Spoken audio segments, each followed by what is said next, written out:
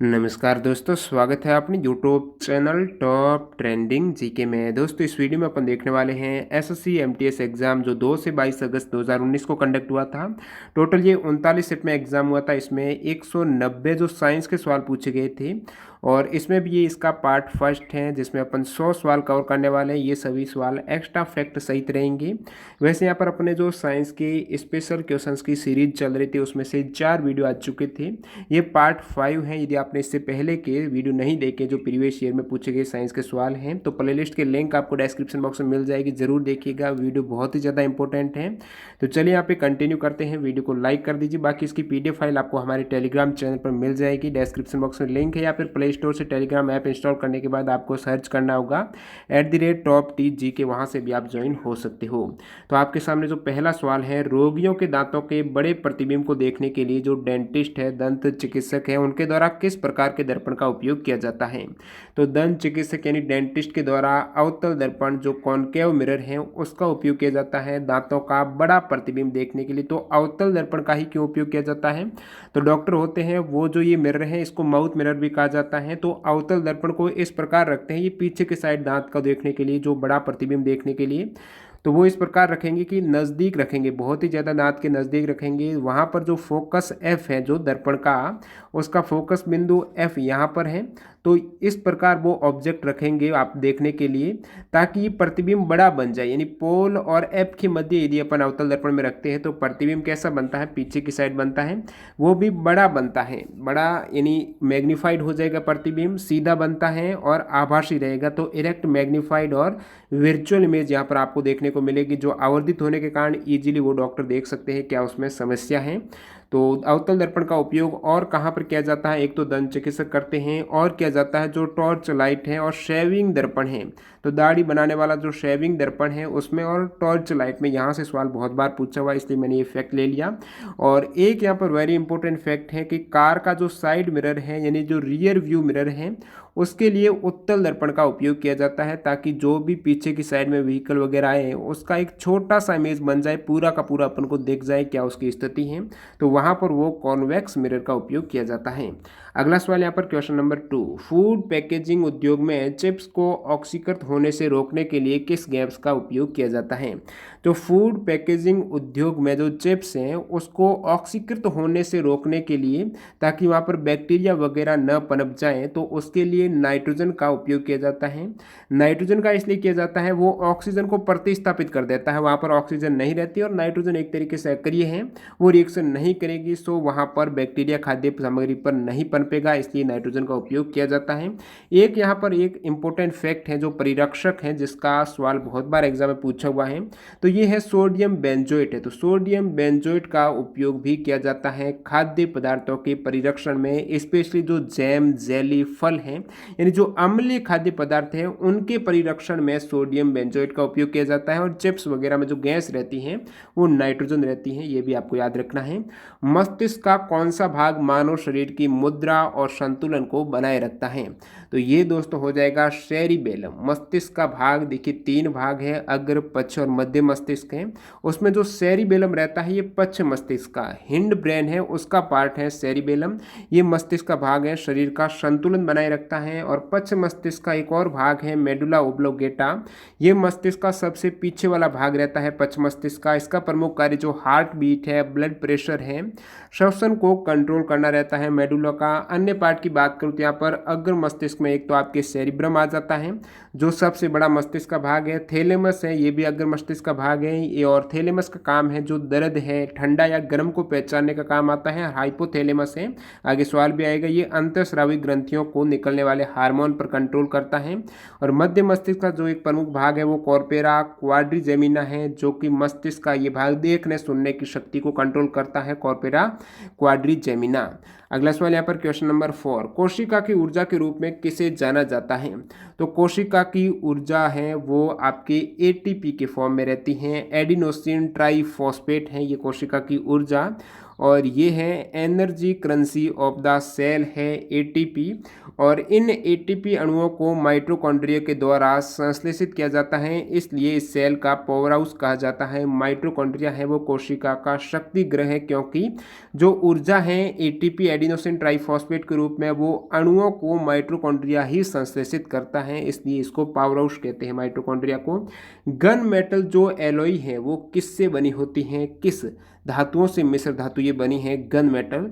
तो gun metal में आपके आ जाता है कॉपर, टिन और जिंक। तो कॉपर, टिन और जिंक है ये आपकी गन मेटल हो जाएगी। अन्य यहाँ पर इंपॉर्टेंट एलॉय की बात करूँ जहाँ से अक्सर एग्जाम में सवाल पूछे जाते हैं, तो गन मेटल का तो यहाँ पर मैं बात करूँ कितना परसेंटेज है कंपोजिशन की, तो तांबा कॉपर कितना है 90% है गन मेटल में तांबा, और जिंक आपके 2% है, और टिन एसएन है वो 8% है गन मेटल में।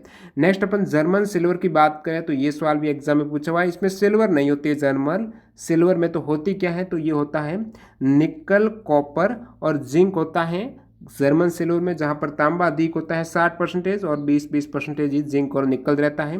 कांसा की बात करूं तो तांबा और टिन होता है, ये परसेंटेज भी आपको याद में रखना है। एक ये सवाल देखिए फ्यूज तार है, वेरी इंपॉर्टेंट यहाँ पर क्वेश्चन बना हुआ है एग्जाम में, तो इसमें कितना परसेंटेज होता है ये स्पेशल आपको याद में रखना है।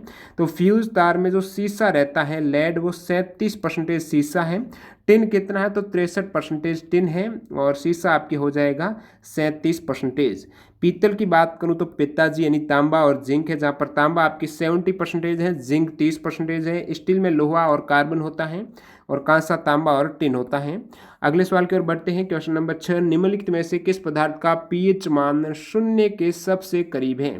तो शून्य के करीब है यानी जो एक परबल अम्ल होगा, जहां पर 7 से कम जितनी ज्यादा पीएच होती है वो उतना ही परबल अम्ल होता है, स्ट्रॉन्ग एसिड होता है। तो यहाँ पर HCl है, ये आपको पता है परबल अम्ल है, H+Cl+ पूरी तरह से विभाजित ये टुकड़ों में बंट जाता है।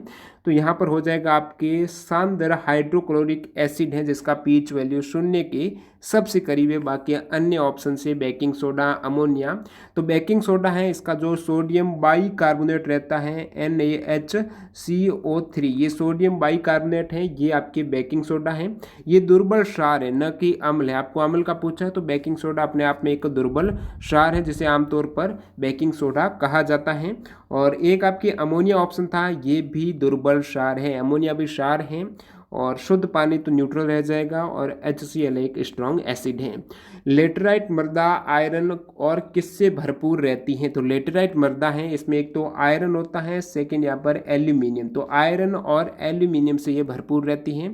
अन्य यहाँ पर मैं लेटराइट मृदा की बात करूँ तो लोहा, एल्यूमिनियम और चूना अधिक होता है, और जो गहरी लेटराइट मिट्टी है उसमें लोहा ऑक्साइड और पोटास की मात्रा अधिक पाई जाती है। नेक्स्ट यहाँ पर क्वेश्चन नंबर 8, किसको आमतौर पर कॉम्ब जेली के नाम से भी जाना जाता है। तो टीनोफोरा, टीनोफोरा है, इसे कॉम्ब जेली ही कहा जाता है, और ये एक अकशेरुकी जंतुओं का एक छोटा संघ है, फाइलम है। इसको सामान्यतः समुद्री अखरोट या फिर कंकद गिजगिजिया भी कहा जाता है। टोनोफेरा को इसे समुद्री अखरोट कहा जाता है। पहला नाम इसके आकार के कारण और दूसरा नाम उसके पारदर्शी एवं कोमल होने के कारण यहाँ पर रखा गया है। और अगला सवाल यहाँ पर क्वेश्चन नंबर 9, निम्नलिखित में से कौन सा आयन जल के खारेपन के लिए जिम्मेदार है। तो प्रीवियस वीडियो में बता चुका हूँ, इसमें भी पूछा गया यहाँ पर MTS में भी। तो जल के खारेपन के लिए जो कठोर जल है इसमें कैल्शियम और मैग्नीशियम के आयन होते हैं। कठोर जल होता कौन सा, तो वह जल जो साबुन के साथ आसानी से जाग नहीं बनाता है, वो हार्ड वाटर हो जाएगा, और उसमें रहते हैं विलेयशील कैल्शियम और मैग्नीशियम के लवण रहते हैं, जो कि उसके कठोरता के कारण होते हैं। अब ये कठोरता के कारण क्यों होते हैं, क्योंकि जो कठोर जल है उसमें उपस्थित कैल्शियम, मैग्नीशियम लवण है।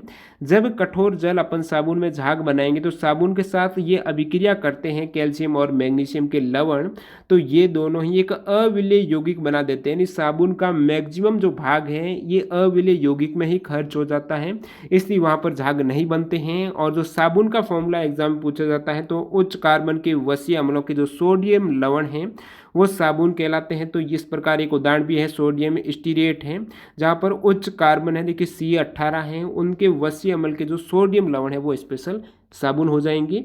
भूमि, वायु और जल के बीच संपर्क का संकीर्ण क्षेत्र क्या कहलाता है। तो जहाँ पर इस प्रकार का भूमि भी हो, एक साइड तो आपकी भूमि हो गई, वायु हो गई और जल हो गया। इनके बीच का जो संकीर्ण क्षेत्र है ये आपके हो जाएगा जीवमंडल, और इसे बायोस्फीयर इंग्लिश हो जाएगा। पृथ्वी के चारों तरफ जो 30 किलोमीटर मोटी वायु, जल, स्थल, मृदा तथा शैल युक्त एक जीवनदायी परत होती है, जिसके अंतर्गत पादप और जंतुओं का जीवन संभव है, वो ही आपके बायोस्फीयर जैवमंडल हो जाएगा। चीड़ किसका उदाहरण है? चीड़ की बात करें तो ये आपके अनावर्त बीजी हैं, यानी जिम्नोस्पर्म हो जाएगा अनावर्त बीजी। अनावर्त बीजी यानी जो जिम्नोस्पर्म ऐसे पौधे या वृक्ष होते हैं जिनके जो बीज हैं वो फूलों में पनपते नहीं या फिर फल के अंदर मंद नहीं रहेंगे, वो अनावर्त होंगे, आवर्त नहीं होंगे। वो नग्न अवस्था में बंद न होने के बजाय छोटी टहनियों या फिर शंकुओं में खुली अवस्था में रहेंगे। उदाहरण की बात करें तो चीड़ जो पूछा हुआ है, चीड़ यानी पाइनस हो जाएगा। फिर तालिश पत्र हैं, ये भी अनावर्त बीजी हैं, जिम्नोस्पर्म का उदाहरण है। परसरल हैं, सनोबार हैं, देवदार हैं, साइकस हैं, ये सभी अनावर्त बीजी के उदाहरण हैं। अगला सवाल यहाँ पर question number 12, compound yttrium barium copper oxide यानी YbCO की विशेषता क्या है? तो येटेरियम बेरियम कॉपर ऑक्साइड है, ये एक उच्च ताप अतिचालक यानी हाई टेम्परेचर सुपर कंडक्टिविटी है, इसका उदाहरण है ये। और येटेरियम की बात करूँ तो जो ये एलिमेंट है Y से डिनोट करते हैं, 39 इसका परमाणु क्रमांक है। और ये जो येटेरियम बेरियम कॉपर ऑक्साइड YbCO इसका फॉर्मूला है येटेरियम बेरियम, तो Ba2Cu3O7 है। और ये उच्च ताप पर, अब यहाँ पर था सुपर कंडक्टिविटी है जो उच्च ताप पर दर्शाता है। अब देखिए मैं यहाँ पर बात करूँ सुपर कंडक्टिविटी की, यानी जो अति चालक हैं वो क्या होते हैं? तो जब किसी मटेरियल का एक निश्चित तापमान, यानी तापमान कम करते करते आपको एक निश्चित तापमान मिलेगा जहाँ पर उस मटेरियल का प्रतिरोध है पूर्णतः शून्य हो जाए, शून्य प्रतिरोधकता प्रदर्शित कर जाए, तो वह निश्चित ताप हो जाएगा। उस गुण को जो जहाँ पर शून्य प्रतिरोध हो जाता है तो ये प्रॉपर्टी अति चालकता। तो यहाँ पर अपन क्या कर रहे थे, तापमान को कम करते करते अपन को एक ऐसा टेम्परेचर मिला जहाँ पर उस मटेरियल का जो प्रतिरोध है बिल्कुल शून्य हो गया। लेकिन यहाँ पर तापमान बढ़ाने की बात हो रही है, तो ये बढ़ाने के केस में ये उपयोग किया जाता है हाई टेम्परेचर सुपर कंडक्टिविटी का एक अच्छा उदाहरण है, जहां पर उच्च ताप पर अति चालकता, वैसे निम्न ताप पर अति चालकता का गुण प्रदर्शित किया जाता है, और उच्च तापमान पर जो शून्य प्रतिरोध हो जाए वो कुछ ये YbCO का एक उदाहरण हो जाएगा। अगला सवाल यहाँ पर, काई, शैवाल और छोटी झाड़ियाँ किस प्रकार की वनस्पति में पाई जाती हैं? तो काई, शैवाल और छोटी झाड़ियाँ हैं, ये टुंड्रा जो वनस्पति हैं उसमें पाई जाती हैं। अब मैं टुंड्रा की बात करूं तो ये जो फिनलैंड की फिनिश भाषा है वहाँ से ये शब्द लिया गया है, और उस भाषा में शब्द का अर्थ है ऊंची भूमि और वृक्ष विहीन पर्वतीय रास्ता। ऊंची भूमि हो, वृक्ष नहीं हो, एक तरीके से पर्वतीय रास्ता है, वो आपकी टुंड्रा हो जाएगा। टुंड्रा प्रदेश भी 3 प्रकार के हैं, आर्कटिक, अल्पाइन और अंटार्कटिक टुंड्रा हो जाएगा। और इसमें जो वनस्पति होती हैं वो बौनी झाड़ियाँ होती हैं, दलदली पौधे, घास हैं, काई लाइकेन से मिलकर बनी होती हैं। और टुंड्रा प्रदेश और जंगल के बीच की जो पारिस्थितिकी सीमा है वो वृक्ष रेखा कहलाती हैं। तो यहाँ पर जो सवाल पूछा गया था वो काई, शैवाल, छोटी झाड़ियाँ हैं, ये टुंड्रा वनस्पति में पाई जाती हैं। अगला सवाल, निम्नलिखित में से कौन सा कार्बन का अपरूप नहीं है? तो कार्बन में क्रिस्टलीय और अक्रिस्टलीय 2 अपरूप होते हैं, जिसमें क्रिस्टलीय में ये तीनों अपरूप आ जाते हैं। C60 कार्बन 60 बकमिंस्टर फुलरिन है, ग्रेफाइट हीरा है। मिथेन कार्बन का अपरूप नहीं है, सो ये डायरेक्टली आपकी करेक्ट हो जाएगा। और यहाँ पर मैं क्रिस्टलीय अपरूप की बात करूँ तो कार्बन के वे अपरूप जिसमें कार्बन परमाणु एक निश्चित व्यवस्था में रहेगा, यानी जिसकी ज्यामिति और बंद कोण है वो एक निश्चित व्यवस्था में रहेंगी, जैसे कि हीरा, ग्रेफाइट और फुलरिन 3 क्रिस्टलीय अपरूप हैं। अपरूप क्या होते हैं? तो किसी तत्व के 2 या 2 से अधिक रूप, एक ही तत्व के 2 या 2 से अधिक रूप जो गुण धर्म में एक दूसरे से पर्याप्त भिन्न होते हैं वो अपरूप कहलाते हैं। अक्रिस्टलीय अपरूप की बात करूं तो इसमें कुछ निश्चित व्यवस्था नहीं होगी, यानी निश्चित ज्यामिति, बंद कोण नहीं पाए जाते हैं, जैसे कि कोल हो गया, चारकोल, कोयला वगैरह, काजल है, ये अक्रिस्टलीय हैं। इसमें आपके क्रिस्टलीय का ये तीनों ही उदाहरण है। यहाँ पर C60 था, तो C60 का मतलब है जो फ्लोरीन के एक अणु में 60 या फिर 70, यहाँ पर 60 था तो 60 कार्बन परमाणु हो सकते हैं फ्लोरीन के एक अणु में, तो ये फैक्ट है कि 60 या 70 इससे अधिक भी कार्बन परमाणु हो सकते हैं फ्लोरीन के एक अणु में। C60 सबसे अधिक स्थायी हैं। इसमें कुल टोटल 32 फलक होते हैं C60 में। और यहाँ पर मैं डायमंड हीरे की बात करूँ तो दो कार्बन परमाणु के मध्य 1.54 एंगस्ट्रॉम की जो दूरी रहती है इसमें।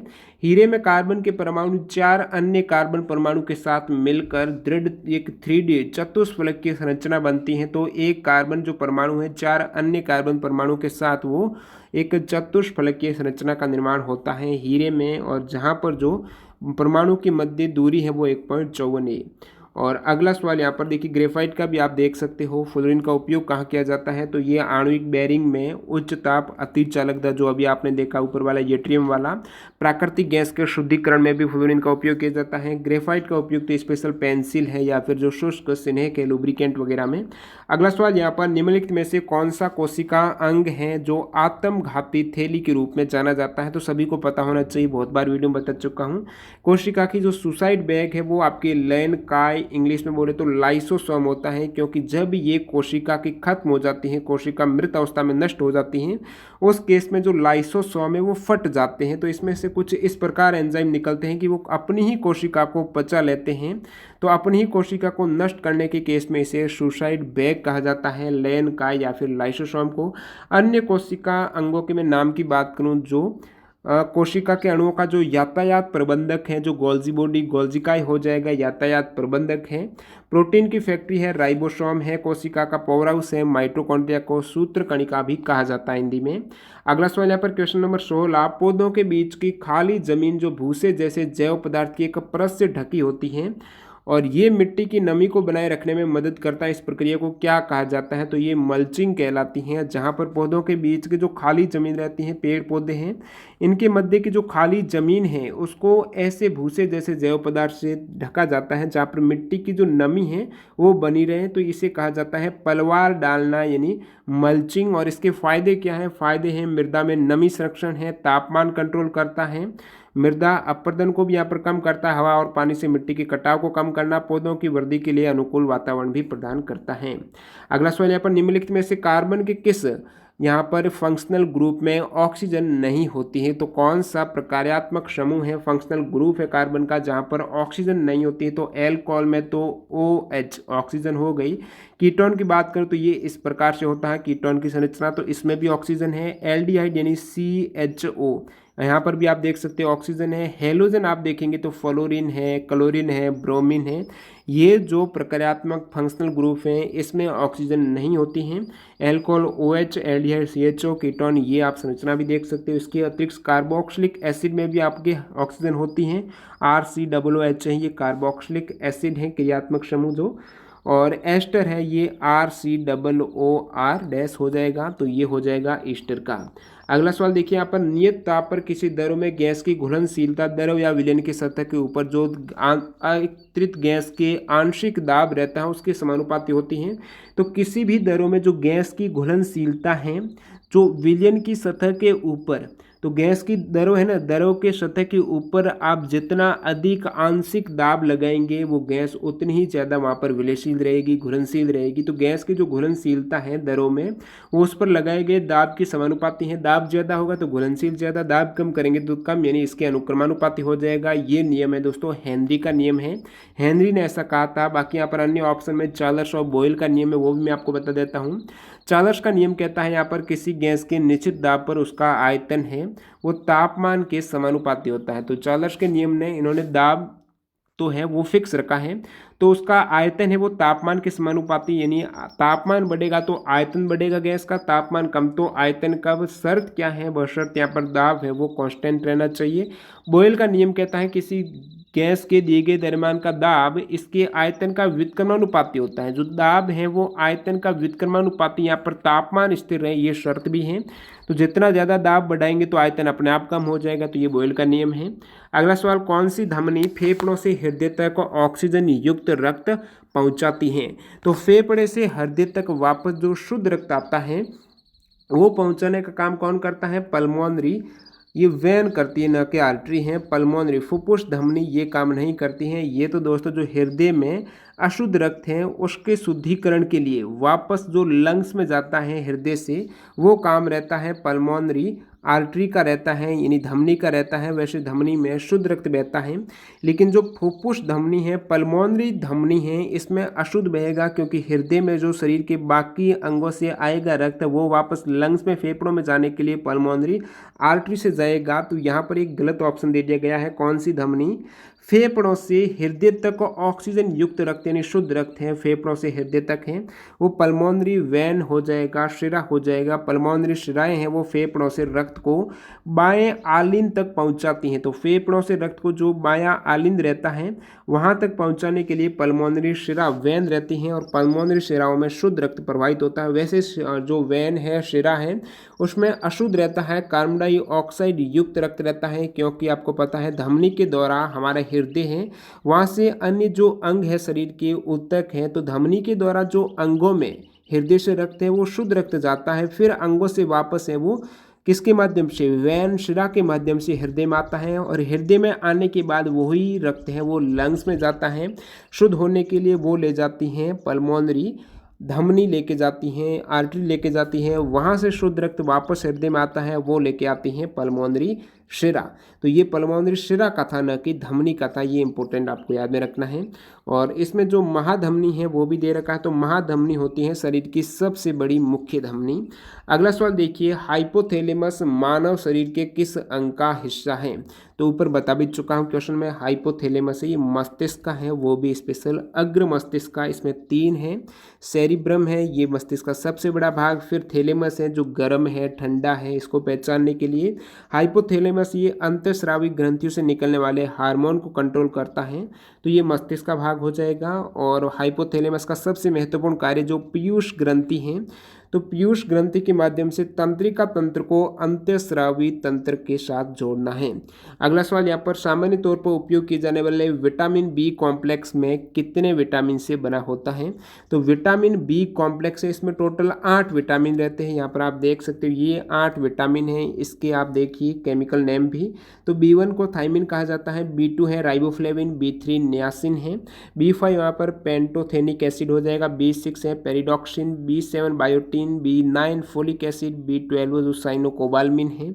अगला सवाल यहाँ पर क्वेश्चन नंबर 22 है, कौन सी प्रक्रिया से समुद्री जल से नमक प्राप्त किया जाता है? तो समुद्री जल से नमक के लिए आपको वाष्पन करना पड़ेगा, यानी दरों के सतह से कणों का गैस में बदलना। तो दरों से गैस में बदलने के बाद में वहाँ पर नमक मिल जाएगा वाष्पन के द्वारा।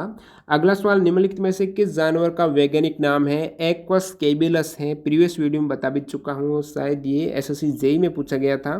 तो एक्वस कैबिलस है, ये आपके घोड़ा का है। किस जानवर का वैज्ञानिक नाम है? तो घोड़ा का वैज्ञानिक नाम है एक्वस कैबिलस है। अन्य ऑप्शन आपके जेब्रा भी हैं, तो इसका वैज्ञानिक नाम, तो जेब्रा में भी एक्वस तो आता है लेकिन क्यूगा हो जाएगा जेब्रा का। फिर गधा में भी एक्वस आएगा, तो गधा का जो नाम है डंकी का वो एक्वस एसिनस है। तो एक्वस कैबिलस तो घोड़ा का है, गधा का एक्वस एसिनस है, जेब्रा का एक्वस क्यूगा है, चीता का है जो यहाँ पर ऑप्शन 3 नंबर में दिया है, तो चीता का वैज्ञानिक नाम है एसिनोनेक्स जुबेटस। अगला सवाल क्वेश्चन नंबर 24, किस सिद्धांत के लिए आइंस्टीन को नोबेल पुरस्कार से सम्मानित किया गया था? तो आइंस्टीन जो कि जर्मन मूल के भौतिक शास्त्री थे, अल्बर्ट आइंस्टीन, उनको नोबेल प्राइज मिला है। फोटो इलेक्ट्रिक इफेक्ट है, प्रकाश विद्युत प्रभाव है, उसके सिद्धांत के हेतु आइंस्टीन को नोबेल पुरस्कार दिया गया था। तो आइंस्टीन की प्रमुख खोजों की बात करें तो ब्राउनी गति है। ब्राउनी गति जो तरल के अंदर तैरते हुए कणों की टेढ़ी मेढ़ी गति रहती है वो ब्राउनी गति है। प्रकाश विद्युत प्रभाव है, द्रव्यमान ऊर्जा समतुल्यता E बराबर mc² है, सापेक्षिता का सिद्धांत भी है। ये प्रमुख खोजें हैं आइंस्टीन की, और उन्हें 1921 में नोबेल प्राइज दिया गया था फोटो इलेक्ट्रिक इफेक्ट के लिए। अगला सवाल यहाँ पर, एक अम्ल और क्षारक के बीच की प्रतिक्रिया को किस रूप में जाना जाता है? तो ये हो जाएगी आपकी उदासीनीकरण होती है, निष्प्रभावीकरण भी इसे कहा जाता है। तो उदासीनीकरण में क्या होता है कि जिन अभिक्रियाओं में अम्ल और एसिड और बेस रिएक्शन करते हैं तो जल और लवण बन जाते हैं, तो उन क्रियाओं में रसायन विज्ञान में उदासीनीकरण अभिक्रिया कहलाती है, न्यूट्रलाइजेशन हो जाएगी ये। अगला सवाल क्वेश्चन नंबर 26 है, चमगादड़ अपने शिकार को खोजने और रात के अंधेरे में उड़ने के लिए किस प्रकार की ध्वनि तरंगों का उत्सर्जन करती हैं? ताकि वो वहाँ से परावर्तित होकर उनको पता चल जाए जो भी शिकार है उनकी क्या साइज है, किस डायरेक्शन में है। तो ये चमगादड़ ही पराश्रव्य तरंगे रहती हैं, उनका उपयोग करती हैं। तो पराश्रव्य तरंगे होती कौन सी हैं? साधारणतः तो जो मानव करण की शक्ति है, श्रवण शक्ति है, वो 20 हर्ट्ज से लेकर 20,000 हर्ट्ज जो आवृत्ति वाली ध्वनि तरंगे है वो अपना कान सुन सकता है। यदि 20,000 हर्ट्ज से ज़्यादा आवृत्ति वाली जो ध्वनि तरंगे हैं वो पराश्रव्य हो जाएंगी, और यही पराश्रव्य तरंगे हैं ये चमगादड़ बैट्स हैं उनके द्वारा अपने शिकार का पता लगाने के लिए उपयोग किया जाता है। तो चमगादड़ क्या करती हैं, वो उत्सर्जित करती है पराध्वनि तरंगे और वापस वो शिकार से परावर्तित होकर वापस चमगादड़ के पास आती हैं। तो किस स्पीड से आई तो उनको पता चल जाएगा कितना दूर है जो भी ऑब्जेक्ट हैं, शिकार हैं, कितनी दूरी पर है, क्या दिशा है, उसका आकार क्या है। तो 20 हर्ट्ज से ज़्यादा तो हो गई पराश्रव्य, और 20 हर्ट्ज से कम की है वो अवश्रव्य ध्वनि तरंगे कहलाती हैं। अगला सवाल यहाँ पर क्वेश्चन नंबर 27, कौन सा मच्छर मलेरिया के परजीवी का वहन करता है? तो मलेरिया को जो मच्छर है वो मादा एनाप्लिस मच्छर हो जाएगा। डेंगू की बात करूँ तो मादा एडिस मच्छर होता है डेंगू के लिए, और डेंगू बुखार को हड्डी तोड़ बुखार के नाम से भी जाना जाता है। नेक्स्ट यहाँ पर किस कोशिका अंग को सेल का पावर हाउस कहा जाता है? तो कोशिका का शक्ति गृह यहाँ पर मैं बता चुका हूँ, माइटोकॉन्ड्रिया हो जाएगा। एटीपी के रूप में वो ऊर्जा है वो स्टोर करता है।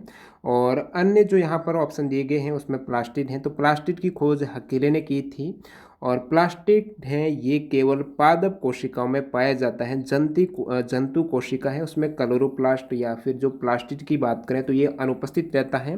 प्लास्टिड का काम होता है पौधों में भोजन का निर्माण भंडारण के लिए जो प्रकाश संश्लेषण है वो क्लोरोप्लास्ट है या फिर प्लास्टिड के माध्यम से ये किया जाता है, और ये केवल पादप में होता है, जंतु में नहीं होता है। अन्य कौन से जो अंग है वो केवल और केवल एक ही कोशिका में रहते हैं? तो तारक काय सेंट्रोसोम की बात करूँ तो ये केवल जंतु कोशिकाओं में पाया जाता है और कोशिका विभाजन में सहायता करता है।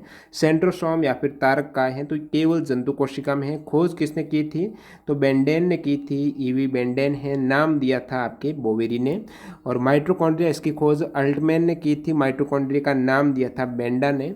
और अन्य जो गोल्जिकाएँ हैं इसकी खोज है कैमिली गोल्जी ने की थी, जो कोशिका का यातायात प्रबंधक है। लाइसोसोम आत्मघाती थैली की खोज डी डुवे ने की थी।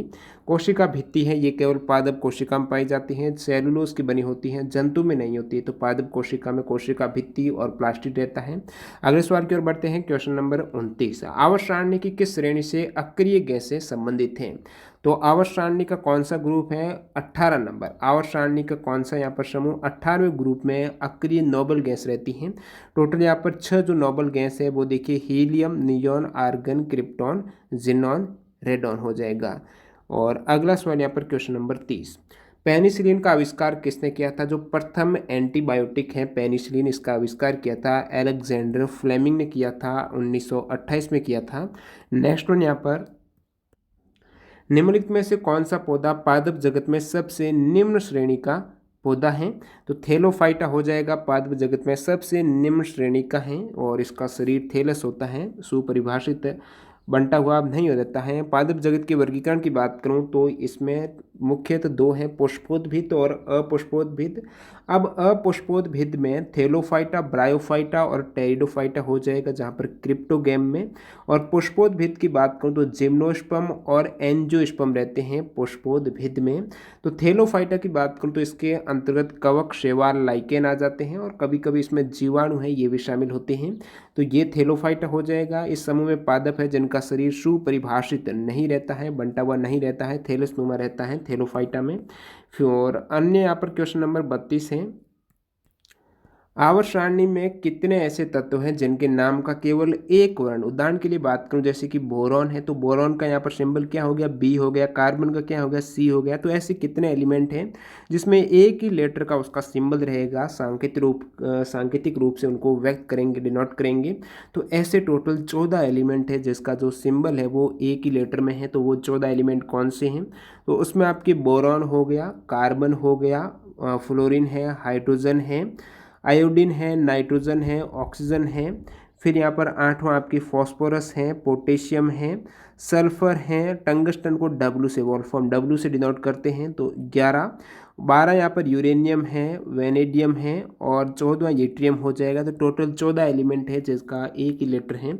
अगला सवाल, किसी तरल माध्यम में आंशिक या पूर्णतः डूबी हुई वस्तु पर लगने वाला उत्प्लावन बल कौन सा होता है? जो भी यहाँ पर एक तरल पदार्थ जो द्रव है, इसके अंदर एक ऑब्जेक्ट है आंशिक या पर पूर्ण रूप से डूबा है, तो इसके ऊपर की साइड में जो फोर्स लगेगा द्रव के द्वारा वो उत्प्लावन बल है। तो इसकी वैल्यू है, इसके द्वारा जो भी ऑब्जेक्ट आप पानी में डुबो रहे हो इसके द्वारा कितना तरल हटाया जा रहा है उसके भार के इक्वल, तो विस्थापित तरल के भार के बराबर है वो लगने वाला उत्प्लावन बल रहता है, वो आपके हो जाएगा। आर्किमिडीज का सिद्धांत ऐसा कहता है। नेक्स्ट यहाँ पर निम्नलिखित में से कौन सा एक मीठी महक वाला पदार्थ है? तो एस्टर है।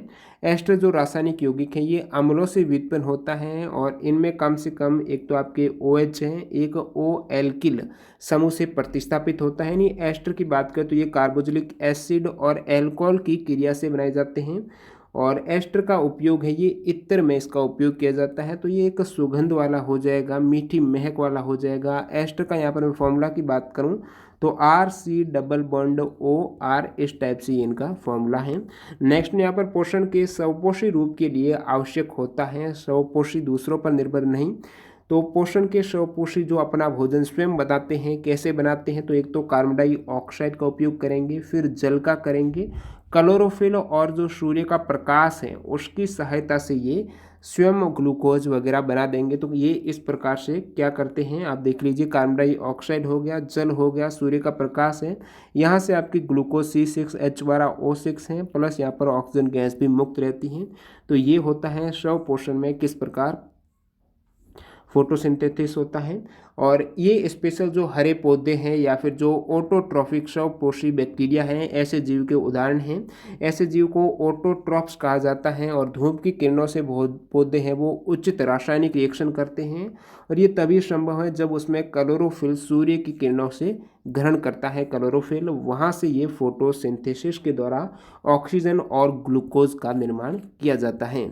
और अगला सवाल यहाँ पर क्वेश्चन नंबर 36, अलग अलग परमाणु संख्या और समान पर द्रव्यमान संख्या वाले तत्वों से बने परमाणु किस नाम से जाने जाते हैं? तो परमाणु संख्या अलग अलग, द्रव्यमान संख्या समान है तो समभारिक है, भार द्रव्यमान संख्या समान तो समभारिक आइसोबार हो जाएंगे वो। ऑप्शन 2 करेक्ट है। उदाहरण की बात करूँ तो यहाँ पर देखिए आर्गन, तो आर्गन परमाणु संख्या 18, कैल्शियम परमाणु संख्या 20, अलग अलग परमाणु संख्या, लेकिन जो इसका मास रहता द्रव्यमान है वो दोनों का 40 है। तो ये समान है, परमाणु क्रमांक अलग अलग है तो इसे समभारिक बोलेंगे अपन। और समस्थानिक में परमाणु क्रमांक तो समान है, जैसे कि हाइड्रोजन के 3 समस्थानिक हैं, प्रोटियम, ड्यूटेरियम और जो ट्राइटियम है। तो परमाणु क्रमांक तो समान है लेकिन यहाँ पर द्रव्यमान तीनों के अलग अलग। पृथ्वी की सतह पर पहाड़ का निर्माण किस प्रकार के बल का परिणाम है? तो पृथ्वी की सतह पर जो पहाड़ का निर्माण होता है वो किस प्रकार का बल है? तो वो अंतर्जात बल हो जाएगा। अंतर्जात यानी जो एंडोजेनेटिक फोर्स हो जाएगा, एक्सोजेनेटिक हो जाएगा, बहिर्जात। तो 2 प्रकार के बल होते हैं पृथ्वी की सतह पर। तो दोस्तों यहाँ पर अंतर्जात बल क्या होता है जिसके द्वारा पृथ्वी की सतह पर पहाड़ का निर्माण होता है? तो अंतर्जात बल पृथ्वी के आंतरिक भागों से उत्पन्न होता है। अंतर्जात बल है ये पृथ्वी के आंतरिक भाग से उत्पन्न होता है और इसके फलस्वरूप जो भूतल है वहाँ पर विषमताओं का सृजन हो जाएगा। विषमताएं जैसे कि भूकंप आना, वहाँ पर महाद्वीप का निर्माण हो जाएगा, ज्वालामुखी का विस्फोट है, भूस्खलन है, ये सभी अंदर से आंतरिक भागों से उत्पन्न होता है तो अंतर्जात हो जाएगा। तो पहाड़ का निर्माण, पर्वत निर्माण भी अंतर्जात बल का परिणाम है। बहिर्जात बल है ये पृथ्वी की सतह पर उत्पन्न होता है और ये बल भूतल पर समतल की स्थापना करता है। भूतल पर जो समतल की स्थापना है वो बहिर्जात बल के द्वारा की जाती है। अगला सवाल, निम्नलिखित में से कौन सा संक्रामक रोग नहीं है, एक से दूसरे में संक्रमित नहीं होता है? तो मधुमेह हो जाएगा। बाकी टीबी, चेचक, जो स्मॉल पॉक्स हैं, हैजा हैं, ये सभी संक्रामक हैं। मधुमेह की बात करूं जो कि संक्रामक नहीं है तो रोगों का समूह जिसके कारण रक्त में अत्यधिक शर्करा हो जाती है, शुगर की मात्रा ब्लड में बढ़ जाती है, उच्च रक्त शर्करा, वो मधुमेह हो जाएगा। और इसका कारण रहता है जो हमारी अग्नाशय ग्रंथि है उसमें इंसुलिन और ग्लूकागॉन 2 हार्मोन निकलते हैं। तो इंसुलिन हार्मोन जो अग्नाशय ग्रंथि से निकलता है वो यदि नहीं बनता है तो उस केस में मधुमेह हो जाता है। टीबी की बात करें तो इसे तपेदिक भी बोलते हैं, ये एक संक्रामक रोग है जो कि माइकोबैक्टीरियम ट्यूबरक्लोसिस है, एमटीबी बैक्टीरिया के कारण ये टीबी फैलता है। हैजा है ये विब्रियो कोलेरा नामक बैक्टीरिया के कारण होता है, जो कि दूषित जल या फिर भोजन से हैजा होता है, जिसमें गंभीर दस्त, शरीर में पानी की कमी हो जाती है। स्मॉल पॉक्स जो चेचक हैं और ये फ्री हैं भारत, पूरा विश्व में चेचक की बीमारी अब नहीं है। 1980 में इस बीमारी को वैश्विक उन्मूलन एक इराडिकेट कर दिया गया था, वैश्विक उन्मूलन WHO ने घोषित किया था 1980 में। और वायरस का नाम, दो वायरस है चेचक के लिए, यहाँ पर वेरुला वायरस है इसमें, मेजर और माइनर। अगला सवाल यहाँ पर क्वेश्चन नंबर 39, मानव पेशी कोशिकाओं में ऑक्सीजन के अभाव में ग्लूकोज के विखंडन से किस रासायनिक यौगिक का निर्माण होता है? तो ये दोस्तों लैक्टिक एसिड हो जाएगा। मानव पेशी कोशिकाओं में ऑक्सीजन का अभाव हो जाता है पेशी कोशिकाओं में, तो ग्लूकोज के विखंडन से जो रासायनिक यौगिक निर्माण होता है वो लैक्टिक एसिड बनता है। तो दैनिक जीवन में इसकी बात करूं तो लैक्टिक एसिड कब बनता है? जब आप कोई एक ही दिन काम कर रहे हो, मान लीजिए आपने एक दिन बहुत ज़्यादा खेले, तो दूसरे दिन आपको लगेगा जो आपके जोड़े हैं वहाँ पर दर्द होगा, क्योंकि वहाँ पर लैक्टिक एसिड का निर्माण हो गया था। क्यों हो गया था? क्योंकि वहाँ पे ऑक्सीजन का निर्माण कम थी, तो ऑक्सीजन का अभाव होने के कारण ग्लूकोज के विखंडन से लैक्टिक एसिड जो बना है वो भारी वजन उठाने के केस में, बहुत ज़्यादा आप भारी वजन उठाने का अभ्यास कर रहे हो, काफ़ी देर तक आपने तेज़ दौड़ लगाई है उस केस में, या फिर आप ज़्यादा कसरत करने में आपकी मांसपेशियों में कई दिन तक जो दर्द और सूजन रहता है, वो परिणाम है लैक्टिक एसिड का। अगला सवाल, निम्नलिखित में से कौन सा पौधा ब्रायोफाइट है? तो ब्रायोफाइट में यहाँ पर मॉस हो जाएगा और बाकी फर्न, एल्गी, साइकस ये नहीं है। तो ब्रायोफाइट के उदाहरण में आपकी मॉस है, हॉर्नवर्ट है, लिवरवर्ट है, ये तीनों ब्रायोफाइट हैं। और फर्न से ये टेरिडोफाइट में आ जाते हैं। थेलोफाइट में शैवाल, लाइकेन, कवक और साइनोबैक्टीरिया रहता है थेलोफाइटा में। अगला सवाल देखिए question number 41, which among the following is not an example of bryophyte? कौन सा ब्रायोफाइट का एग्जाम्पल नहीं है? तो चारा हो जाएगा। बाकी फ्यूनीरिया है, ये मॉस की स्पीसीज है, अपन ने ऊपर मॉस है, लिवरवॉट देखा था। और ये वाला आपकी मार्चेंटिया, ये है लिवरवॉट का। और रिकेशिया है, ये भी लिवरवॉट का एक जीन्स है। चारा नहीं है, तो चारा किसका है? तो चारा है ये एल्गी है, शैवाल है। अगला सवाल, निम्नलिखित में से कौन सा विटामिन ऑस्टियोपोरोसिस से संबंधित है, जिसमें हड्डियां कमजोर हो जाती है? हड्डियां का नाम लेते याद आना चाहिए, विटामिन डी जो धूप से प्राप्त होता है। तो ऑस्टियोपोरोसिस एक ऐसी अवस्था जिसमें हड्डियां कमजोर और नाजुक हो जाती हैं, जिसमें फ्रैक्चर का खतरा बढ़ जाता है। तो विटामिन डी की कमी के कारण रिकेटस होता है और ऑस्टियोमेलेशिया भी होता है, ऑस्टियोपोरोसिस भी होता है। अन्य यहाँ पर विटामिन के कारण होने वाले रोग, ए की कमी से रतौंधी और जीरोफिलेमिया हो जाता है। बी की कमी से बी कॉम्प्लेक्स में बहुत से रोग हैं, जिसमें मुख्यतः बेरी है। और एनीमिया रोग जो B12 की कमी से होता है। विटामिन सी की कमी से स्कर्वी है। डी की कमी से ये हो गया। विटामिन ई की कमी से प्रजनन शक्ति कम हो जाती है। के की कमी से रुधिर का थक्का देर से जमता है। निम्नलिखित में से कौन सी प्रक्रिया जल चक्र की एक प्रक्रिया नहीं है? तो जल चक्र की यहाँ पर अमोनियाकरण एक प्रक्रिया नहीं है। पौधों के द्वारा अनावश्यक जल को वाष्प के रूप में बाहर निकालने के जो अन्य ऑप्शन थे, एक वाष्पीकरण, वाष्पोत्सर्जन, दोनों अलग अलग हैं। वाष्पोत्सर्जन में ये पौधों में होता है, जहाँ पर जो अनावश्यक जल होता है, काम में नहीं आता है, वो वाष्प के रूप में बाहर निकालने की प्रक्रिया वाष्पोत्सर्जन हो जाएगा। वाष्पीकरण जो समुद्र वगैरह में, जिसमें दरों से वाष्प में बदलने की प्रक्रिया रहती है। और यहाँ पर संघनन की बात करूँ तो गैस से दरों बनने की, गैस से अपन दरों बना रहे हैं तो ये संघनन हो जाएगी। ये जो कि वाष्पन से उल्टी है, वाष्पन में क्या होता है, दरों से गैस है और गैस से दरों, ये संघनन हो जाएगी।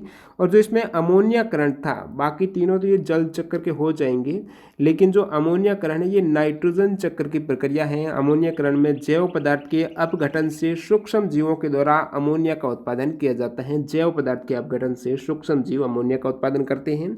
निम्नलिखित में से किसकी कमी के कारण पेलाग्रा रोग हो जाता है? तो विटामिन B3 की कमी के कारण, जो कि केमिकल नाम इसका नियासिन है, तो नियासिन की कमी से रोग होता है, वो पेलाग्रा रोग हो जाएगा। और इस रोग में होता क्या है? तो पेलाग्रा रोग में दस्त है, त्वचा रोग, स्पेशली इसमें त्वचा रोग हो जाता है और भ्रम होने की स्थिति हो जाती है पेलाग्रा में। अगला सवाल, निम्नलिखित में से किसने ये सुझाव दिया कि जीवन की उत्पत्ति सरल अकार्बनिक अणु से हुई है? तो ये किसने बताया था? ये हाल्डेन ने। जेबीएस हाल्डेन ने सुझाव दिया था कि जीवन की उत्पत्ति है वो सरल अकार्बनिक अणु से हुई होगी। अगला सवाल क्वेश्चन नंबर 46, मीना माता जो अभी समय है ये किस मुद्दे से निपटने के लिए इस पर हस्ताक्षर किया गया था, तो पारा।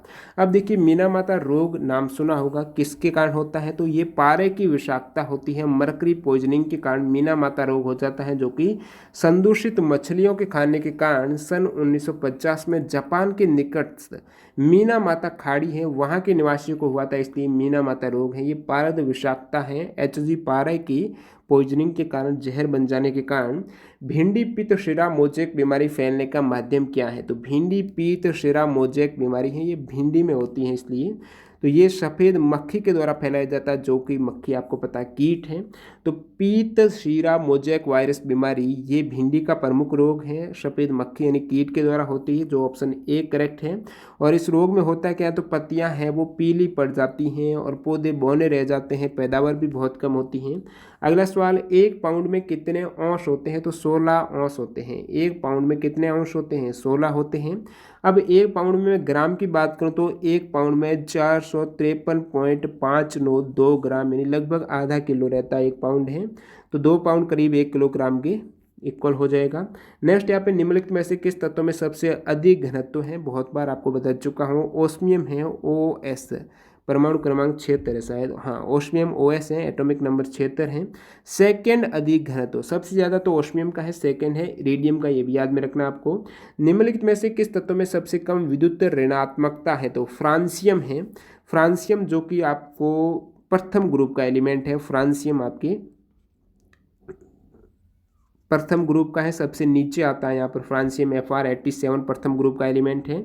तो यहाँ पर आपको पूछा था किसकी विद्युत ऋणात्मकता इस ऑप्शन में सबसे कम है। वैसे सबसे ज़्यादा किसकी आपको पता होना चाहिए, सबसे ज़्यादा जो फोन है यानी फ्लोरीन के हैं, फिर ऑक्सीजन की, फिर नाइट्रोजन की जो विद्युत ऋणात्मकता है, ये क्रम रहता है।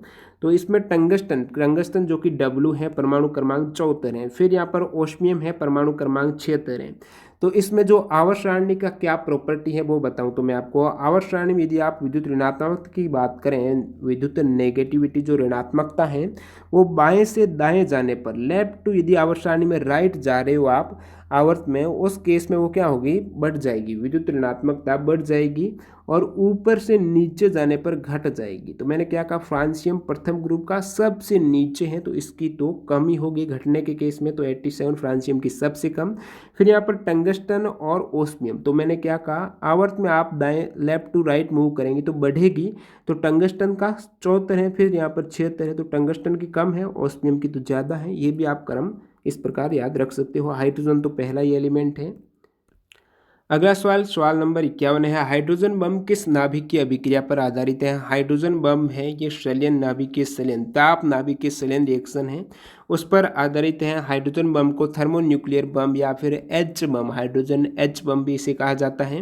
हाइड्रोजन बम नाभिकीय संलयन के सिद्धांत पर काम करता है, जिसमें ड्यूट्रॉन, ड्यूटेरियम और ट्रिटियम जो हाइड्रोजन के समस्थानिक हैं ये आपस में संयुक्त होते हैं। संलयन का मतलब छोटे नाभिक मिलेंगे तो बड़ा बनेगा, फलस्वरूप यहाँ पर हीलियम का नाभिक बनता है और बहुत ज़्यादा ऊर्जा मुक्त होती है, इसी के कारण यहाँ पर बहुत ज़्यादा विस्फोट हो जाता है। और सबसे पहले हाइड्रोजन बम का परीक्षण किया था वो अमेरिका ने किया था, 1954 में किया था, जो कि 1945 में आपको पता है जापान हिरोशिमा में जो परमाणु बम गिराया गया था वो हाइड्रोजन नहीं था, वो परमाणु बम था, जो कि हाइड्रोजन बम की तुलना में नहीं, हाइड्रोजन बम परमाणु बम की तुलना में 1000 गुना अधिक विनाशकारी है।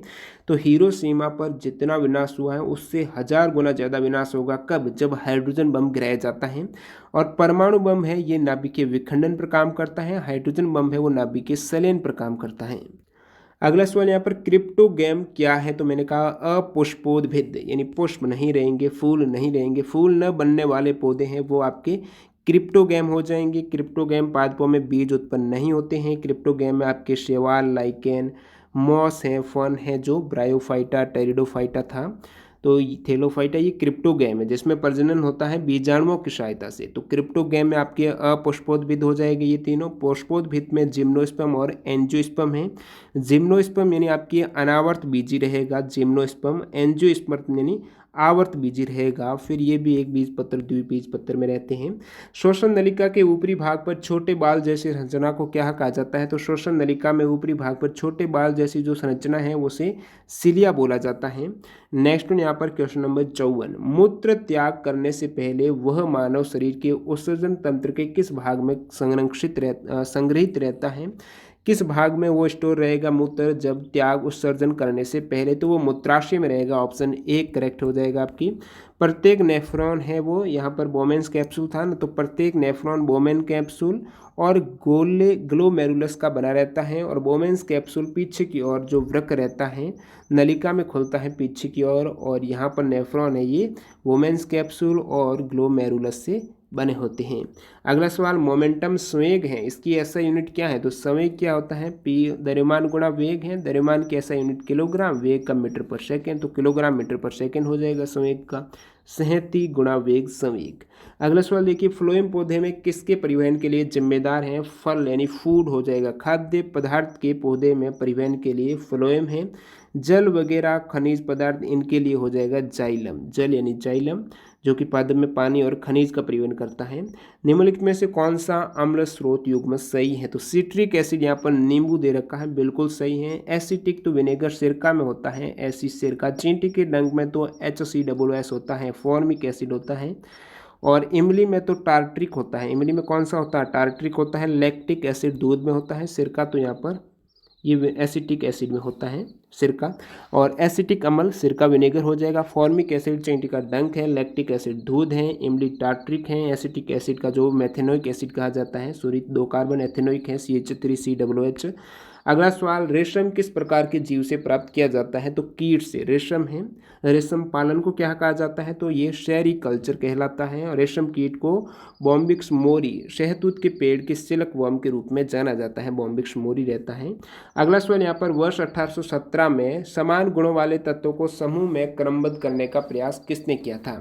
तो 1817 में जो एक तरीके से आवर्त सारणी बनाई थी वो डोबे राइंदर ने बनाया था, त्रिक नियम बनाया था। उन्होंने क्या बताया कि जो भी 3 तत्वों का उन्होंने एक त्रिक बना दिया, और जो पहला और तीसरा तत्व है वो बीच वाले तत्व, इनमें क्या प्रॉपर्टी बताई? तो इन दोनों तत्वों का जो द्रव्यमान के क्रम में ये इन्होंने एडजस्ट किया था, तो इनका द्रव्यमान है प्रथम और अंतिम का, ये औसत होगा बीच वाले तत्वों का द्रव्यमान। किस प्रकार इन्होंने बताया? तो लिथियम, सोडियम, पोटेशियम का एक त्रिक बना है।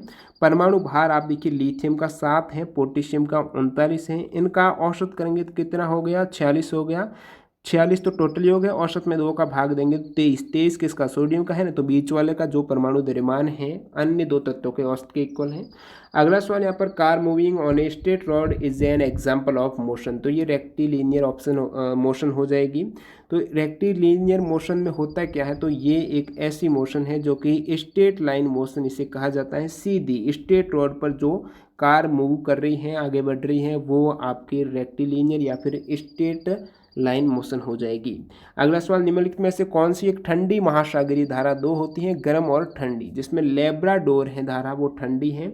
गल्फ स्ट्रीम, अलास्का धारा, अगुलहास धारा, ये तीनों ही गर्म हैं। और आपको पूछा है ठंडी कौन सी है? तो लेब्राडोर हो जाएगा। अन्य यहाँ पर आप इंपॉर्टेंट धारा जहाँ से सवाल बनते हैं वो देखिए, सभी धाराएं मैं बता दूँ कि कौन सी ठंडी होती है, तो ये सभी ठंडी की हैं। बेंगुला धारा है, अंटार्कटिक धारा, फोकलैंड धारा, केंद्रीय धारा, पूर्वी ग्रीनलैंड धारा, ओहोत्सक धारा, ये ठंडी होती हैं। ये गर्म है, Florida, Gulf Stream, Alaska, Tsushima. El Nino धारा सवाल पूछा हुआ यहाँ से भी। एंटलिस धारा है, रेनलेल धारा है, इरमेरिंग धारा है, उत्तरी प्रशांत महासागर, और कुरोशियो धारा, ये सभी गर्म है। अगला सवाल देखिए, त्वचा निम्नलिखित में से किस प्रकार की झिल्ली है? तो त्वचा कौन सी है? तो ये है क्यूटेनियस झिल्ली। त्वचा है ये क्यूटेनियस झिल्ली हो जाएगी। अगला सवाल, कौन से मानव अंग के क्षतिग्रस्त हो जाने या फिर ठीक से काम न करने के केस में रोगी को डायलिसिस की सलाह दी जाती है? तो डायलिसिस है वो गुर्दा यदि खराब हो जाता है उस केस में उनको डायलिसिस यानी एक कृत्रिम विधि होती है, कृत्रिम अपहरण होता है, जिसमें रक्त शोधन की एक कृत्रिम विधि डायलिसिस होती है, मशीन पर रखा जाता है। इस डायलिसिस की प्रक्रिया को तब अपनाया जाता है जब किसी व्यक्ति का वृक्क यानी गुर्दे सही से काम नहीं करते हैं। गुर्दे का काम होता है खून साफ करना, जब ये नहीं करते हैं 3 से 4 घंटे लगते हैं इस कृत्रिम अपहरण में, जिसमें खून साफ करने में। और इसी सप्ताह में 2 से 3 बार करना पड़ता है, जो कि मशीन से रक्त को शुद्ध किया जाता है डायलिसिस में। अगला सवाल, टाइफाइड और टीबी किस प्रकार के रोग हैं? टाइफाइड और टीबी हैं ये बैक्टीरिया से हैं, जीवाणुविक रोग हो जाएंगे। टाइफाइड की बात करूं तो एक बुखार संक्रमण होता है जो कि दूषित भोजन और पानी के माध्यम से होता है, और इनके बैक्टीरियम का नाम क्या है? तो टाइफी है।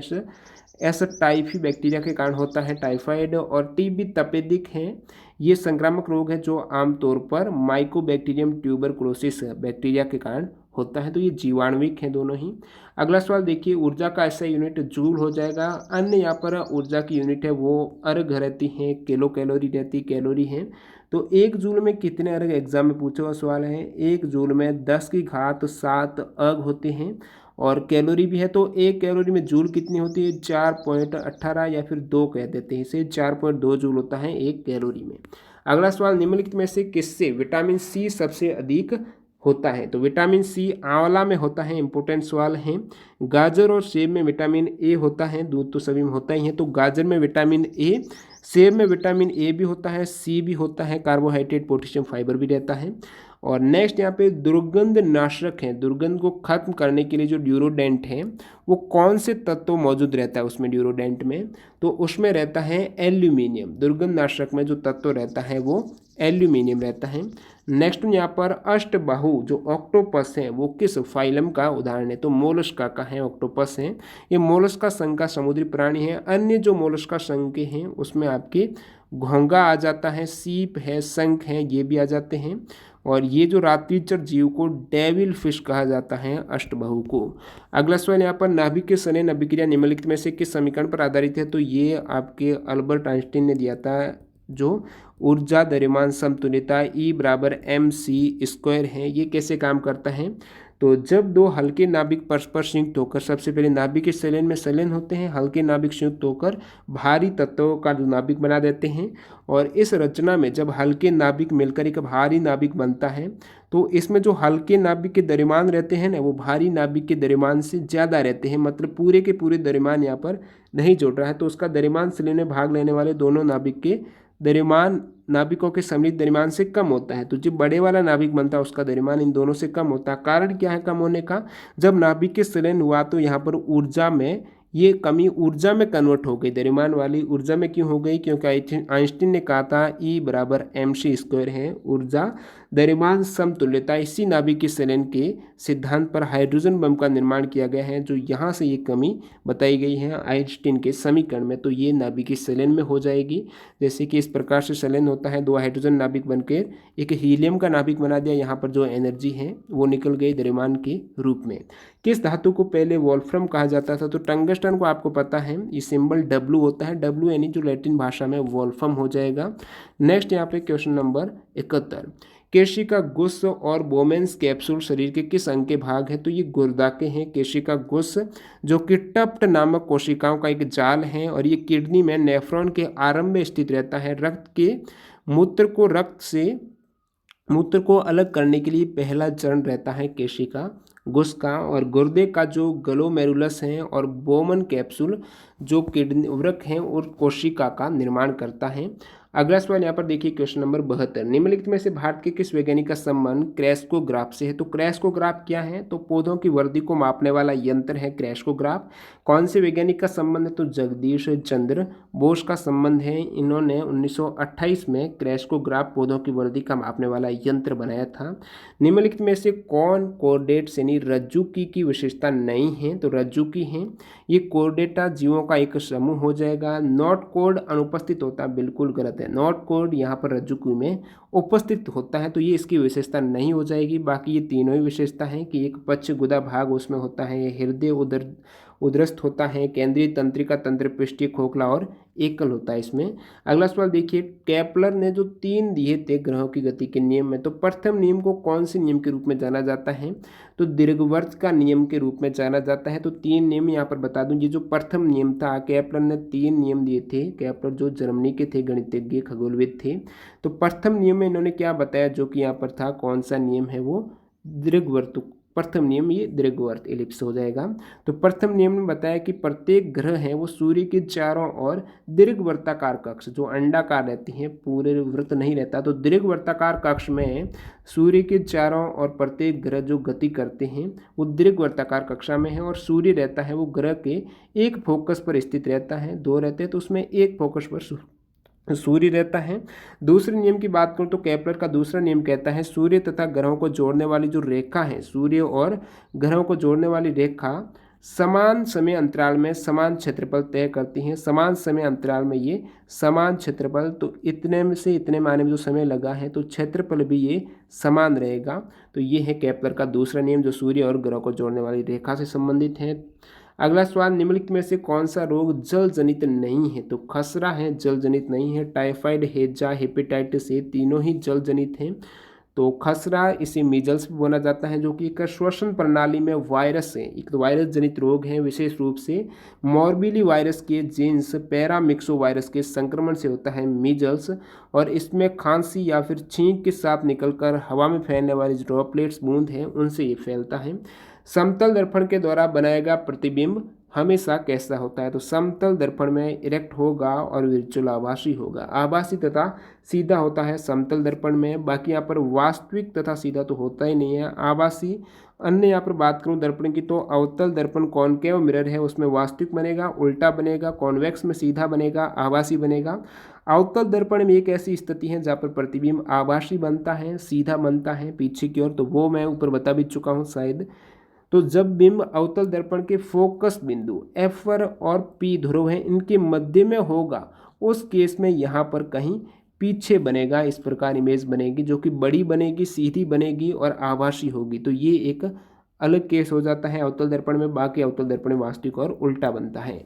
अगला सवाल देखिए, डेंड्रॉइट और एक्सॉन किस कोशिका के भाग हैं? तो जो कोशिका न्यूरॉन तंत्रिका कोशिका रहती हैं, कुछ इस टाइप से जो तंत्रिका कोशिका रहती हैं तो उसके भाग रहते हैं आपके डेंड्रॉइट यहाँ पर होते हैं, एक्सॉन ये एक्सॉन है।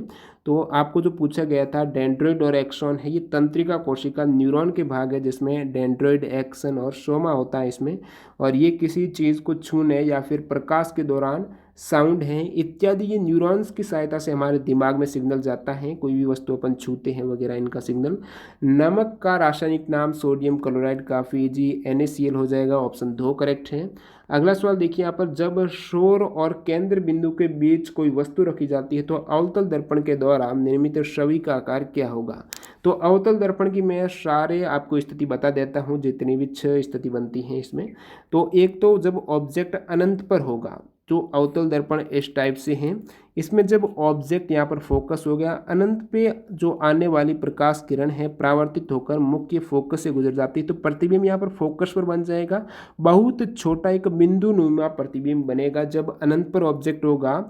सेकेंड केस की बात करूँ तो ऑब्जेक्ट यहाँ पर जब वक्रता केंद्र ये F है, ये C है, तो C से परे यानी पीछे जब ऑब्जेक्ट रखता है अपन, तो जो प्रतिबिंब इस टाइप से ये जो समानांतर आने वाले मुख्य अक्ष के ये फोकस से गुजर जाती हैं, और फिर यहाँ पर इस पॉइंट से ये आपको वक्रता केंद्र से पीछे है तो ये F व C के मध्य ये वापस यहाँ पर कहीं प्रतिबिंब बन जाएगा जो कि छोटा बन जाएगा, और जो ये एंगल बराबर रहता है इसलिए, और ये वक्रता केंद्र से परे तो F व C के मध्य बनेगा। केंद्र C से परे, जब भाई ऑब्जेक्ट केंद्र C से परे यानी यहाँ पर ऑब्जेक्ट हो, ये तो C से परे C पर हो, तब जो आपका प्रतिबिंब बनता है F से आने वाली F से ये डायरेक्ट इस प्रकार यहाँ पर मिलेगी, सही, यहाँ पर पैमाना नहीं है। बाकी ये जो आपका इमेज बनेगी ये C पर ही बनेगी, C पर जब ऑब्जेक्ट हो तो इमेज भी C पर है और समान साइज की इमेज बनेगी। तो C तथा F के मध्य हो तो C से बड़ा, अब देखिए ये C हो गया, ये F हो गया, तो ये यहाँ पर C तथा F के, C का तो C पर, C और F के मध्य, तो यहाँ पर C से पीछे बनेगा, इस साइड बनेगा और बड़ा बनेगा, प्रतिबिंब बड़ा बनेगा कब? जब C और F के मध्य हो, और F के केस में तो प्रतिबिंब अनंत पर बनना ही है, अत्यधिक आवर्धित रहेगा। P और F के बीच में बता चुका हूँ, दर्पण के पीछे बड़ा, आभासी और सीधा बनेगा। अगला सवाल, निम्नलिखित में से कौन सा भौतिक राशि ऐसा इकाई युग्म सही रूप से मेल खाता है? तो बल का तो आपको पता है न्यूटन है, बल और भार का। तो यहाँ पर देखिए प्रेरक तो इसका हेनरी है जो कि करेक्ट दे रखा है, तो ये दोनों ऑप्शन ही मेल खाते हैं। शक्ति का तो आपको पता है वॉट होता है, धारिता का फेरेड होता है। तो यहाँ पर ऐसा यूनिट ऑफ इंडक्टेंस यानी प्रेरकत्व की ऐसा यूनिट वो हेनरी होती हैं। इसका संयुक्त यहाँ पर एच से डिनोट करते हैं इसको। प्रेरकत्व जो एल होता है। यूनिट ऑफ द पावर शक्ति की वट होती है। धारिता के ऐसा यूनिट होती हैं तो धारिता ये सी है, तो सी बराबर क्यू अपॉन वी यानी कुलाम बट्टा वोल्ट हो जाएगा। इसे फेरेड कहा जाता है। अगला सवाल देखिए यहाँ पर, प्रोटीन के पाचन के लिए जिम्मेदार अग्नाशी रस में कौन सा एंजाइम मौजूद रहता है? तो ट्रिप्सिन रहता है। प्रोटीन के पाचन के लिए अग्नाशी रस में ट्रिप्सिन एंजाइम रहता है। नेक्स्ट यहाँ पर सोलेनोइड है, जो परिनालिका रहती है सोलेनोइड है, उसके अंदर चुंबकीय क्षेत्र। तो ये जो सोलेनोइड होती क्या है, तो स्प्रिंग रहती है ना, तो स्प्रिंग के भांति ये एक बन गई आपकी। चुंबकीय क्षेत्र इसके मध्य में रहेगा जो एक समान रहेगा। तो परिनालिका एक 3D कुंडली को कहते हैं। परिनालिका स्प्रिंग की भांति बनाए गए तार की संरचना को कहते हैं जिसमें से धारा प्रवाहित कर दे इस स्प्रिंग में, तो चुंबकीय क्षेत्र निर्मित हो जाता है जो कि मध्य में एक समान रहेगा। जो यहाँ पर पूछा गया था एक समान होता है। और परिनालिका का उपयोग इसलिए महत्वपूर्ण है क्योंकि इसकी सहायता से नियंत्रित चुंबकीय क्षेत्र का निर्माण किया जाता है। उसके भीतर ही आपके चुंबकीय क्षेत्र बन जाएगा, इसके अंदर ही बन जाएगा, और बाहर यहाँ पर शून्य हो जाता है। परिनालिका के अंदर तो संपूर्ण अक्ष पर लगभग समान रहता है और चुंबकीय क्षेत्र परिनालिका के बाहर जाते ही बहुत तेजी से शून्य हो जाता है, इसलिए नियंत्रित रहता है ये।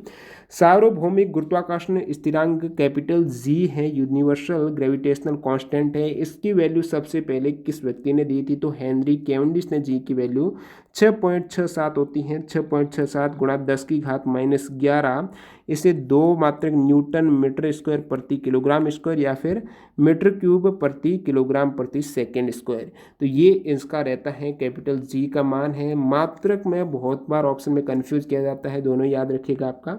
अगला सवाल, रोटा वायरस जो वैक्सीन टीका लगाया जाता है वो किस बीमारी के रोकथाम के लिए लगाया जाता है? तो रोटा वायरस जो वैक्सीन है ये डायरिया के रोकथाम के लिए लगाया जाता है। डायरिया जो कि दस्त के रूप में जाना जाता है, बार बार पतला पानी जैसा मल होता है यहाँ पर, डायरिया में दस्त है ये, और इसमें रोटा वायरस वैक्सीन का उपयोग किया जाता है। और एक्यूट डायरिया है ये जीवाणु, विषाणु और पैरासाइट के कारण होता है।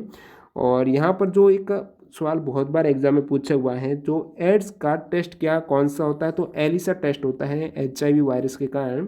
तो अगला सवाल यहाँ पर जो ऑप्शन का फैक्ट देख लेते हैं, तो पोलियो रोग है वो भी एक संक्रामक रोग है जो पोलियो विषाणु से होता है, मुख्य जो छोटे बच्चों में होता है। यहाँ पर लकवा मार जाता है और जिंदगी भर के लिए कमजोर कर देता है कोई भी अंग रहता है। और पोलियो वैक्सीन की खोज है जोनास सॉल्क ने की थी और 2014 में भारत है वो पोलियो फ्री हो चुका है। जोनास सॉल्क ने पोलियो वैक्सीन की खोज की थी। हेपेटाइटिस है ये एक विषाणु जनित रोग है। अमीबा निम्नलिखित में से किस जगत से संबंधित है? तो अमीबा है दोस्तों प्रोटिस्टा। अमीबा किस जगत से है? तो अमीबा प्रोटिस्टा हो जाएगा। इसकी मैं जनन की बात करूँ तो इसमें अलैंगिक जनन होता है, जहाँ से एग्जाम में सवाल बनता है। अमीबा में जो कौन सा अलैंगिक जनन है? तो बाइनरी फ्यूजन, द्विआधारी विखंडन हो जाएगा अमीबा में। इसके अलावा द्विआधारी विखंडन है वो पैरामीशियम में भी होता है, यूग्लिना में भी होता है। मुकुलन में जो येस्ट और हाइड्रा में कौन सा होता है? तो येस्ट और हाइड्रा में जो अलैंगिक जनन होता है वो मुकुलन होता है। ये बहुत बार एग्जाम में पूछे हुए हैं। अमीबा में द्विआधारी विखंडन और येस्ट हाइड्रा में मुकुलन होता है। पैरामीशियम में भी बाइनरी विखंडन रहता है, यूग्लिमा में रहता है। प्लाज्मोडियम में बहुविखंडन, ये सभी आपको याद रखना है। प्लाज्मोडियम में होता है बहुविखंडन। और राइजोप्स हैं, म्यूकर हैं आदि कवक जीवाणु निर्माण के उदाहरण हैं। पलोनेरिया है, इसमें पुनर्जनन होता है। और स्पाइरोगायरा है जो कि एक पौधा है। और समुद्री एनीमोन जो एक समुद्री जीव है, इसमें खंडन की प्रक्रिया होती है। अगला सवाल, इलेक्ट्रॉन की खोज जे थॉमसन ने की थी 1897 में। ब्रिटेन के महान भौतिकविद जे थॉमसन ने इलेक्ट्रॉन की खोज की थी। प्रोटोन की खोज की बात करूँ, प्रोटॉन की खोज की, तो प्रोटॉन की खोज कब की गई थी? तो 1917 में की थी। किसने की थी? अर्नेस्ट रदरफोर्ड ने की थी, जो कि हाइड्रोजन नाभिक सभी तत्वों में मौजूद हैं। उन्होंने बताया था रदरफोर्ड ने 1917 में हाइड्रोजन में ही जो उनका समस्थानिक प्रोटियम होता है, तो प्रोटॉन की खोज इन्होंने की थी। वैसे इनसे पहले भी गोल्डस्टीन ने 1886 में प्रोटॉन, तब उसका नाम अनाम था, ज्ञात नहीं था, उस केस में इनको पता चल गया था निरीक्षण करने पर ये प्रोटॉन का, लेकिन जो नाम बताया है खोज की है वो 1917 में प्रोटॉन की खोज का श्रेय जाता है ज़्यादातर रदरफोर्ड को जाता है। और न्यूट्रॉन की खोज जेम्स चैडविक ने की थी। कब की थी? तो 1931 में की थी। और परमाणु नाभिक की खोज भी अर्नेस्ट रदरफोर्ड ने 1911 में की थी। किसमें मौजूद नमक की ग्राम मात्रा को लवणता कहा जाता है? तो 1000 ग्राम पानी में कितना नमक है वो उसकी ग्राम में मात्रा वही लवणता है। तो यदि मैं फॉर्मूले की बात करूं तो ग्राम साल्ट प्रति किलोग्राम सी वाटर, तो 1 किलोग्राम जो समुद्री जल है उसमें कितने ग्राम साल्ट है वही उसकी लवणता हो जाएगी, जो एक विमाहीन राशि है। अगला सवाल देखिए, क्वेश्चन नंबर 88। शल्य चिकित्सा के जनक के रूप में किसे जाना जाता है? तो सुश्रुत को जाना जाता है शल्य चिकित्सा के जनक के रूप में, जो कि आचार्य सुश्रुत का जन्म 6वीं शताब्दी ईसा पूर्व में काशी में हुआ था और धन्वंतरी में इन्होंने शिक्षा प्राप्त की। इनकी एक पुस्तक भी है सुश्रुत संहिता को भारतीय चिकित्सा पद्धति में विशेष स्थान प्राप्त है। अगला सवाल, निम्नलिखित में से कौन सा धातु है? स्पष्ट दिख रहा है, आयरन हो जाएगा धातु, और आयरन का सिंबल Fe होता है। लेटिन नाम Fe क्यों? तो लेटिन भाषा फेरम से आया है, एटॉमिक नंबर 26। नेक्स्ट यहाँ पे निम्नलिखित में से कौन सी राशि सदिश है जिसमें परिमाण और दिशा दोनों होती हैं? तो वो कार्य हो सदिश का पूछा है। कौन सी नहीं? तो कार्य सदिश नहीं है, बल सदिश होता है, त्वरण है, वेग है, ये सभी सदिश हैं। अन्य यहाँ पर मैं सदिश की बात करूँ तो इसमें वेग, बल, संवेग, त्वरण, विस्थापन, रेखीय संवेग, कोणीय वेग, कोणीय संवेग, चुंबकीय आघूर्ण, चाल प्रवणता, चाल तो नहीं लेकिन चाल प्रवणता है, ताप प्रवणता, विद्युत द्विध्रुव आघूर्ण है, विद्युत धारा घनत्व, ये सभी आपके वेक्टर हो जाएंगे, सदिश हो जाएंगे। और स्केलर की बात करूँ तो जिन राशियों में सिर्फ परिमाण होता है, दिशा नहीं होती, वो अदिश हो जाएगी, जैसे कि चाल, दूरी, द्रव्यमान, आयतन, समय, ताप, कार्य, विद्युत धारा, ऊर्जा वगैरह। और निम्नलिखित में से कौन सा यूकैरियोटिक कोशिका की विशेषता नहीं है? यूकैरियोटिक कोशिका की विशेषता यहाँ पर पादप कोशिकाओं में क्लोरोप्लास्ट अनुपस्थित है। मैं ऊपर बताया मैंने, क्लोरोप्लास्ट होता है, प्लास्टिड तो होता है पादप कोशिका में, जो जंतु कोशिका उसमें नहीं होता है। और यहाँ पर यूकैरियोटिक में केंद्रक रहता है, बिल्कुल माइटोकॉन्ड्रिया उपस्थित रहता है, न्यूक्लियस अच्छी तरह से व्यवस्थित होता है, प्रोकैरियोटिक में नहीं होता है जो, और परमाणु झिल्ली भी इसमें मौजूद रहती हैं। तो यहाँ पर जो था प्लास्टिड का था, ये पादप कोशिकाओं में अनुपस्थित नहीं उपस्थित रहती है। प्लास्टिड की खोज हकेले ने की थी। यूकैरियोटिक की ये सभी विशेषता आप देख सकते हो यहाँ पर। अगला सवाल देखिए, क्वेश्चन नंबर 92। आहार नली के किस भाग में वसा का पूर्ण पाचन होता है? तो वसा का पूर्ण पाचन, भोजन का जो पूर्ण पाचन है, स्मॉल इंटेस्टाइन, छोटी आंत में होता है। और जो पाचन है तो ये क्रिया मुंह से, भोजन चबाने से स्टार्ट हो जाती हैं। अगला सवाल देखिए, पृथ्वी सतह की सबसे ऊपरी परत को क्या कहा जाता है? तो पृथ्वी सतह की सबसे ऊपरी परत को क्रस्ट कहा जाता है, उसके नीचे मेंटल है, फिर सबसे नीचे कोर हो जाएगी। तो ये इस टाइप से है। क्रस्ट पृथ्वी की सतह का बाहरी पतला परत है जिसकी मोटाई 35 से 40 किलोमीटर क्रस्ट रहती है। फिर क्रस्ट के नीचे मेंटल है जो कि 35 से लेकर नीचे तक 2900 किलोमीटर तक रहती हैं। और मेंटल और क्रस्ट के मध्य जो रहता है वो मोहो डिसकंटिन्यूटी रहती हैं। तो ये मोहो डिसकंटिन्यूटी है, वहाँ से लेकर ये मेंटल 2900 किलोमीटर तक चलती हैं। तो क्रिस्ट और मेंटल के मध्य, ये आपको ध्यान में रखना, एग्जाम पूछे हुआ सवाल है। तो मोहो डिसकंटिन्यूटी रहता है इसमें। और कोर का परत सबसे निचला है वो कोर रहता है जो कि 2900 से 6400 किलोमीटर तक नीचे रहता है। पृथ्वी के आयतन का 16% इसमें रहता है कोर में, जिसमें लोहा और निकल जैसी धातुएं मौजूद रहती हैं। एक यहाँ पर यह है एस्थेनोस्फीयर है, ये क्रस्ट के निचला स्तर, और जो मेंटल का ऊपरी, मेंटल के शुरुआती स्तर हैं वो मौजूद रहता है, एस्थेनोस्फीयर है, ये रहता है क्रस्ट और मेंटल के मध्य। जिन पौधों को पृथक बनावट रूप नहीं होते हैं उन्हें कहा जाता है थेलोफाइटा। शरीर है सुपरिभाषित नहीं रहता है, विभाजित नहीं रहता है, तो ये थेलोफाइटा में रहता है। थेलोफाइटा पादप शरीर एक थैलस नुमा रहता है, जो कि ब्रायोफाइटा के पौधे में आपको पता है जो शरीर रहता है वो जड़, तना और पत्तियों की भांति यहाँ पर विभाजित रहता है। और थेलोफाइटा, ब्रायोफाइटा, टेरिडोफाइटा है, ये क्रिप्टोगैम के 3 अपुष्पोद्भिद हैं। अगला सवाल देखिए यहाँ पर क्वेश्चन नंबर 95। लोहे को जंग लगने से बचाने के लिए उस पर जस्ते की परत चढ़ाने की प्रक्रिया कहलाती है गैल्वेनीकरण। बहुत बार एग्जाम में पूछा हुआ सवाल है। लोहे को जंग लगने से बचाने के लिए जो लोहे जस्ते की परत, जिंक की परत चढ़ाई जाती है वो गैल्वेनीकरण कहलाती है। Question number 96। निम्नलिखित में से कौन सी फिसोरेशन की विशेषता नहीं है? तो ये अपरिवर्तनीय विशेषता ये नहीं है, क्योंकि परिवर्तनीय होता है, अपरिवर्तनीय नहीं होता है। फिसोरेशन होता क्या वो बता दूं, तो फिसोरेशन वह प्रक्रिया जिसमें किसी सतह पर किसी पदार्थ का सोखना, तो कोई भी सतह है, यहाँ मान लीजिए इस सतह पर कोई भी पदार्थ है, सोखना है, वो भौतिक साधनों के द्वारा जहाँ पर पदार्थ को सोखाया जाता है वो फिसोरेशन किया जाता है उसमें। और सोखने के लिए इसमें इंटरमोलिकुलर बल है, वो सोखने वाले पदार्थ को पकड़ते हैं। जो भी अपन सोखने वाला पदार्थ यहाँ पर सोखेंगे उसको पकड़ने के लिए इंटरमोलिकुलर फोर्स काम में लिया जाएगा, ये क्रिया फिसोरेशन कहलाती है। इसमें आमतौर पर कम तापमान पर होता है, ये बहुआण्विक परत बनाता है, इसके लिए किसी सक्रियण ऊर्जा की आवश्यकता नहीं होती है।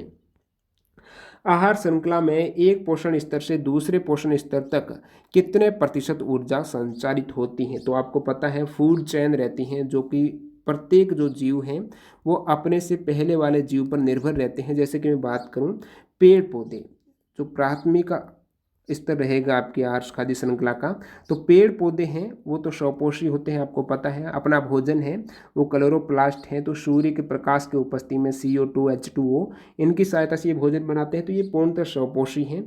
तो ये जो सूर्य के प्रकाश वगैरह से पौधे भोजन बनाते हैं, ये तो प्राथमिक स्तर है। फिर द्वितीय स्तर में क्या होगा, जो स्वपोषी रहेंगे उसमें भी जो भोजन अपना पौधों से प्राप्त करेंगे, तो पौधों ने इनसे जितना भी भोजन प्राप्त किया था, ऊर्जा ली थी, तो उस ऊर्जा का 10% ये प्राथमिक स्तर चले जाएगा।